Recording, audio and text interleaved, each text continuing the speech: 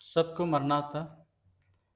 आइए आज का हमारा ध्यान वचन है पापियों के लिए परमेश्वर की उदार योजना।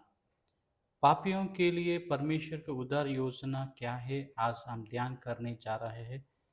अब सभी ध्यान से सुनिए।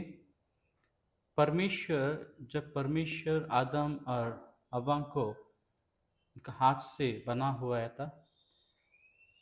परमेश्वर उन्होंने कहा सब कुछ आप जो बगीचा ईदन बगीचा है वो बगीचा में सब फल खा सकेंगे, और बीच में जो पेड़ है वो पेड़ का फल ना खाने की आदेश दिया हुआ था।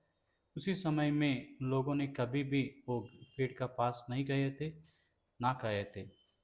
एक दिन सांप अंदर शैतान घुसकर और ईदन बगीचा में प्रवेश की। उन्होंने हव्वा को बुलाकर कहा था, परमेश्वर ने आपको क्या कहा था ये फल के लिए। उसी समय में हव्वा उनको उत्तर दिया थे, वो फल ना खाने की परमेश्वर ने हमको बताया था, वो फल खाने से हम मर जाएंगे। उसी समय में वो शैतान कहने लगा, वो फल खाने से ना मरेंगे, तुम देवता हो जाएंगे। वो सुनकर बहुत खुशी हो गया था हव्वा ने। हव्वा खुशी होकर वो फल तोड़ के खाए थे। उसका बाद उनका आदम को भी वो फल खाने की दिया था। आदम भी वो फल खाया था। उन दोनों खाने के बाद उनका आँख खुल गया है। आँख खुलने के बाद उन्होंने नग्न में थे। उन्होंने दूर दूसरों के दूर हो गया है और पेड़ का पीछे छिप गए थे। और परमेश्वर जब गमन करने की वो बगीचा में आए थे, उसी समय में परमेश्वर ने आदम को बुलाया था, आदम आप कहाँ पर हैं। आदम ने बताया था, मैं पेड़ का पीछे हूँ, पीछे छिप छिप गए हैं। सो आपको छुपने के लिए कौन कहा था। उन्होंने कहा था, मैं नग्न में हूँ, इसलिए मैं आपका पास नहीं आ सकूँगा। सो उसी समय परमेश्वर ने इनको आप नग्न है बोलकर कौन आपका कहा था। सो परमेश्वर ने जाना है कि उन लोगों ने जो फल में ना खाने की बोला था, उन लोगों ने फल खा चुके हैं। इसलिए उन लोगों ने का बुरा और अच्छा कौन क्या है वो ज्ञान उन लोगों का मन में उत्पन्न होना आरंभ हो गया था। प्रिय परमेश्वर की संतान, यहाँ पर हम सोचना है परमेश्वर का बात मानना बहुत वो बात मानना बहुत अच्छा होगा हमारा जीवन में। अगर ना मानेंगे तो हमारा जीवन पूरा नाश में चले जाएंगे। इसलिए हम ये कहानी द्वारा और जो कुछ हुआ था आदम और हव्वा का जीवन में, उसी तरफ हमारा जीवन को परमेश्वर का वचन से हमारा जीवन को अच्छे से संभाल कर नहीं जाने से हमारा जीवन भी कभी भी नहीं बदलेंगे। इसलिए परमेश्वर का वचन सबका ताकत है, वो ताकतपूर्ण है। वो परमेश्वर का वचन से हम जीना है, अब परमेश्वर के वचन से हम चलना है। परमेश्वर का वचन से हमारा सारा जीवन बिताना है। ऐसा करने से ही परमेश्वर का इच्छा हमारा जीवन में सफल होगा। प्रिय परमेश्वर के संतान, मैं आपको बताना चाहता हूँ, हव्वा आदम जब उन्होंने प्रभु का परमेश्वर का आज्ञा को पालन नहीं किया, उन लोगों ने आदम और हव्वा को परमेश्वर ने वो बगीचा से ईदेन बगीचा से बाहर कर दिया है। करने का बाद उन लोगों को कष्ट दुख बहुत तकलीफ उनका जीवन में आया है। वो सब महसूस करके लोगों ने जीवन बिताना पड़ा है। प्रिय परमेश्वर के संतान, आप सभी को मैं बताना चाहता हूँ, परमेश्वर का वचन सुनने से हम सबका जीवन अच्छा रहेगा। परमेश्वर का वचन को ना सुनेंगे तो हमारा जीवन बहुत परमेश्वर का दूर हो जाएगा। परमेश्वर की उपस्थिति से हम दूर हो जाएंगे और परमेश्वर की आशीर्वाद से हम दूर हो जाएंगे। परमेश्वर की और दर्शन भी हमको ना मिलेगा। इसलिए मैं आपको बताना चाहता हूँ, परमेश्वर के साथ रहने से हमारा जीवन बढ़ेगा, हमारा आशीर्वाद बढ़ेगा, हमारा जीवन में जो कुछ हम चाहते हैं वो सब कुछ हम कर पाएंगे परमेश्वर की ताकत से, परमेश्वर के ज्ञान से। प्रिय परमेश्वर की संतान, हम आगे सोचेंगे क्या है परमेश्वर की उद्धार योजना, क्या है परमेश्वर की उद्धार योजना।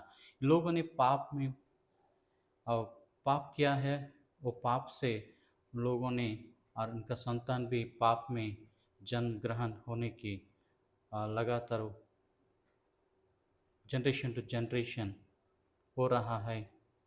अब परमेश्वर उनको प्रॉमिस दिया है, उनको प्रतिज्ञा किया है, मेरे पुत्रों को इस दुनिया को बेचकर आपके लिए क्रूस पर चढ़ के आपका खून बहाकर आप सभी का पाप को मिटाएंगे।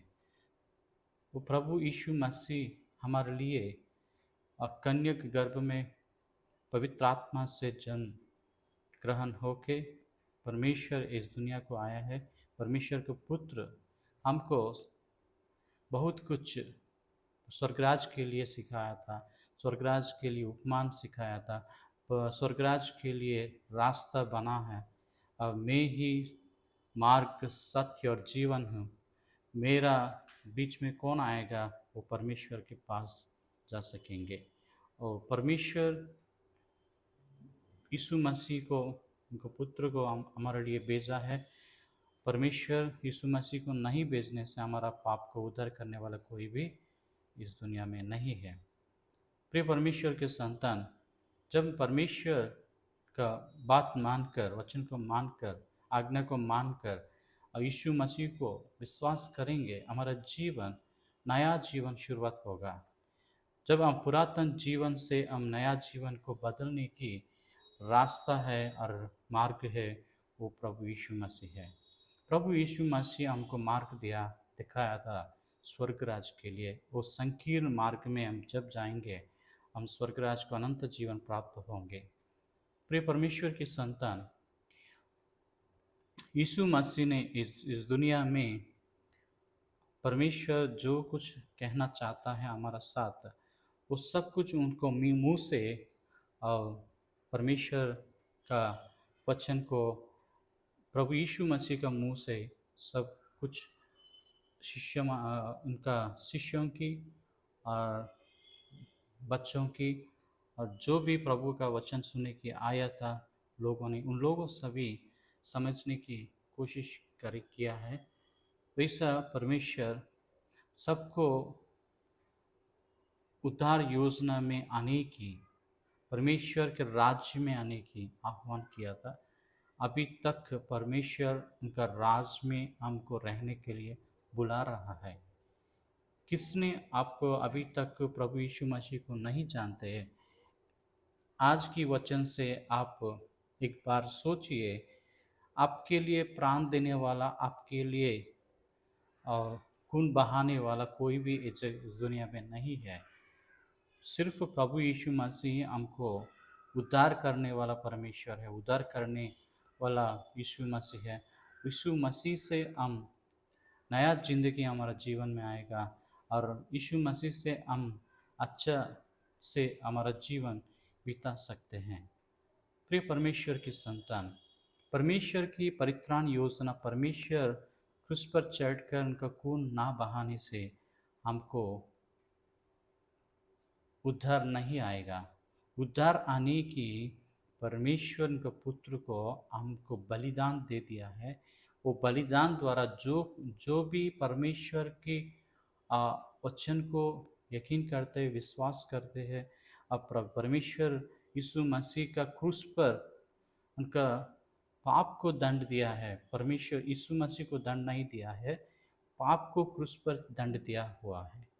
वो दंड से पाप को दंड दिया है, और पाप से हम सभी को मुक्त करने के लिए, हमको परमेश्वर के साथ जोड़ने के लिए, और परमेश्वर और मनुष्यों के बीच में एक मार्गदर्शक होकर प्रभु यीशु मसीह दुनिया को आया है। प्रिय प्रभु का संतान, आप सभी को मैं बताना चाहता हूँ, आप अगर आज के दिन जो भी ये वचन को सुन रहे हैं, आप फैसला कीजिए, एक बार बाइबल को पढ़ लीजिए। पढ़ने से आपका जीवन में परमेश्वर जो कुछ हमको कहना चाहता है, वो सब कुछ आप समझ आएगा। आपका जीवन में अभी तक जो माने आशीर्वाद नहीं है, मैं कुछ भी कर नहीं सकता हूँ, मेरा जीवन में आगे बढ़ नहीं सकता हूँ, मेरे जीवन पूरा बर्बाद हो गया, ऐसा सोचने लोग बहुत लोग हैं दुनिया में। उन लोगों को मैं बताना चाहता हूँ, एक बार आप प्रभु का उपस्थित जाकर आप हाथ घुटने टेकने पर रहकर प्रभु को प्रार्थना करने से आपका आवाज़, आपका रोदना, आपका दुख प्रभु महसूस करके आपको वो दुख से दूर करेंगे, आपका जीवन में आनंद से भरेंगे। बेशक आप अगर आप चाहते हैं प्रभु यीशु मसीह का साथ रहने की, एक बार प्रार्थना कीजिए, आपको पाप को स्वीकार कीजिए। पहले हमारा जो पाप हम किया था हमारे जीवन में, जान पहचान के पाप, अनजाने में पाप किए किए हुए थे, वो पाप सभी को हम एक बार घुटने में रहकर परमेश्वर को और प्रभु यीशु मसीह को रोदना से मांगने से हमको क्षमा मिलेगा।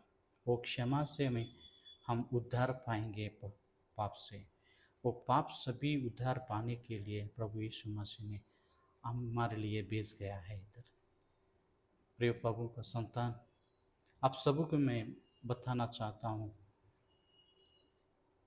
यकीन कीजिए, जरूर आपका जीवन में बदलाव आता है, क्योंकि हम मन फिराना है। परमेश्वर यीशु मसीह जब इस दुनिया में थे, उसी समय में यीशु मसीह ने कहने थे, स्वर्गराज सन्निकट मन फिराओ। हमारा जीवन में मन फिराना है। मन फिराओ मतलब क्या है? हमारे मन को परिवर्तन करना है। वो जो आप शराब पिए थे और बुरा काम किए थे, बुरा आदमी रहते थे, अब बुरा सोचते आपका अंदर, वो सब कुछ छोड़ के प्रभु यीशु मसीह का अपवित्रता से जीने के लिए प्रभु आपको मौका दे रहा है। वो मौका को आप व्यवहार कीजिए, आपका जीवन में इस्तेमाल कीजिए, सब कुछ ठीक हो जाएगा।